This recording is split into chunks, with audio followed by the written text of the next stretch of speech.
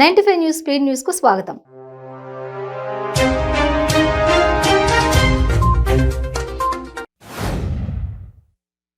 భారత communist party నిర్వహించిన 22వ జాతీయ మహాసభలకు విజయవాడకు భారీగా కామ్రేడ్స్ చేరుకున్నారు. ఈ సందర్భంగా విజయవాడ కనకదుర్గమ్మ అమ్మవారిని దర్శించుకున్నారు కామ్రేడ్స్.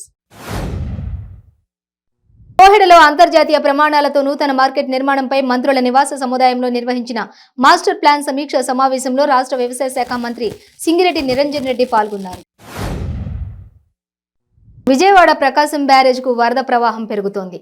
దాంతో మొదటి ప్రమాద హెచ్చరిక జారీ చేశారు. ప్రస్తుత ఇన్ఫ్లో అవుట్ఫ్లో 4.07 లక్షల క్యూసెక్లుగా నమోదైంది. డాక్టర్ బిఆర్ అంబేద్కర్ కోనసీమ జిల్లా ముమ్మిడివరం నియోజకవర్గంలో త్రుటిలో పెను ప్రమాదం తప్పింది. పోలవరం మండలం జీ మూలపాలెం గొల్లపుద గోదావరి రేవు వద్ద ప్రయాణికులతో వెళుతున్న పడవ బోల్తా పడింది. టీడీపీ అధినేత చంద్రబాబు సమక్షంలో ఆ పార్టీలో చేరారు మాజీ ఎమ్మెల్సీ జిల్లా పరిషత్ చైర్మన్ కాసాని జ్ఞానేశ్వర్. పార్టీ కండువా కప్పి కాసాని జ్ఞానేశ్వర్ ను పార్టీలోకి ఆహ్వానించారు టీడీపీ అధినేత చంద్రబాబు నాయుడు.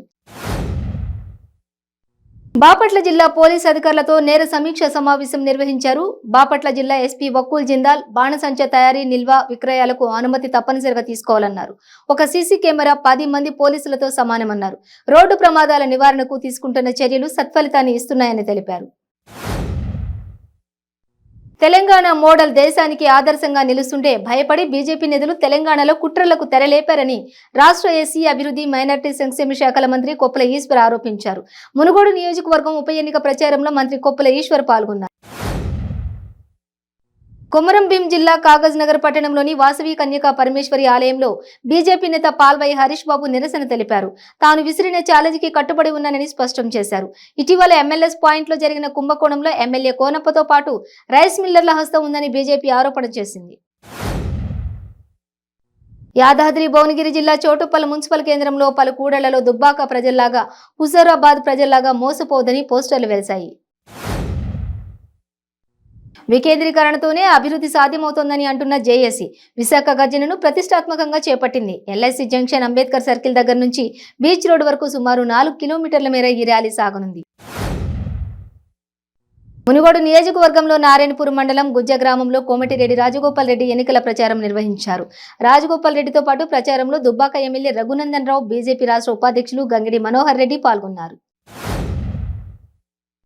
మెదక్ జిల్లా ఏడుపైల ఆలయం జల దిగ్బంధంలో ఉంది. అమ్మవారి గర్భగుడిలోకి వరద నీరు ప్రవేశించింది. అమ్మవారి పాదాలను తాకుతూ ప్రవహిస్తోంది మంజీరా నది. ఆలయాన్ని మూసేసి రాజగోపురంలో ఉత్సవ విగ్రహానికి పూజలు చేస్తున్నారు అర్చకులు. మెదక్ జిల్లాలో అకాల వర్షం రైతులను నిండా ముంచేసింది. గత 3 రోజులుగా జిల్లాలో వాన దంచుకొడుతోంది. నిన్న మధ్యాహ్నం నుంచి ఎడతెరిపి లేకుండా వర్షం కురుస్తోంది. పలు చోట్ల కురిసిన వర్షాలకు వరి పంట నేల కొరిగింది. అనకాపల్లి జిల్లా మునగపాక బెల్లం క్రషర్ పాకలో యువకుడు అనుమానాస్పద స్థితిలో మృతి చెందాడు. నాగులపల్లికి చెందిన ఎల్లపు గంగా మహాలక్ష్మి నాయుడుగా గుర్తించారు. కేసు నమోదు చేసిన పోలీసులు దర్యాప్తు చేస్తున్నారు. బాపట్ల జిల్లా వేటపాలెం మండలంలో పట్టపగలు చోరీ కలకలం రేపింది. ఇంట్లోకి ప్రవేశించిన గుర్తు తెలియని వ్యక్తులు 5,30,000 నగదు, సుమారు ₹1,00,000 విలువ గల బంగారు ఆభరణాలను చోరీ చేశారు. వరంగల్ ఎంజీఎంలో త్రాచుపాము కలకలం రేపింది. ఫీవర్ వార్డులోకి పాము రావడంతో రోగులు, సిబ్బంది భయాందోళనకు గురై ఆసుపత్రి నుంచి బయటకు పరుగులు పెట్టారు. వెంటనే అప్రమత్తమైన ఆసుపత్రి సిబ్బంది ఎంతో చాకచక్యంగా పామును పట్టి బయట విడిచిపెట్టారు. ఈ నెల 5న ఏలూరు 1 టౌన్ గడియారం స్తంభం వద్ద నల్లమందు సందులో మైనర్ బాలుడి అనుమానాస్పద మృతి కేసులో జిల్లా ఎస్పీ స్వయంగా దర్యాప్తు చేపట్టారు. ఘటనా స్థలంలో సుమారు 3 గంటల పాటు ఎస్పీ నేతృత్వంలో విచారణ జరుగుతోంది. జగిత్యాల జిల్లా మెటుపల్లిలోని నూతనంగా మహాత్మా జ్యోతి బాపులే పాఠశాలను ఎమ్మెల్యే కల్వకుంట్ల విద్యాసాగర్ రావు ప్రారంభించారు. ఎమ్మెల్యేకి ఘన స్వాగతం పలికారు విద్యార్థులు.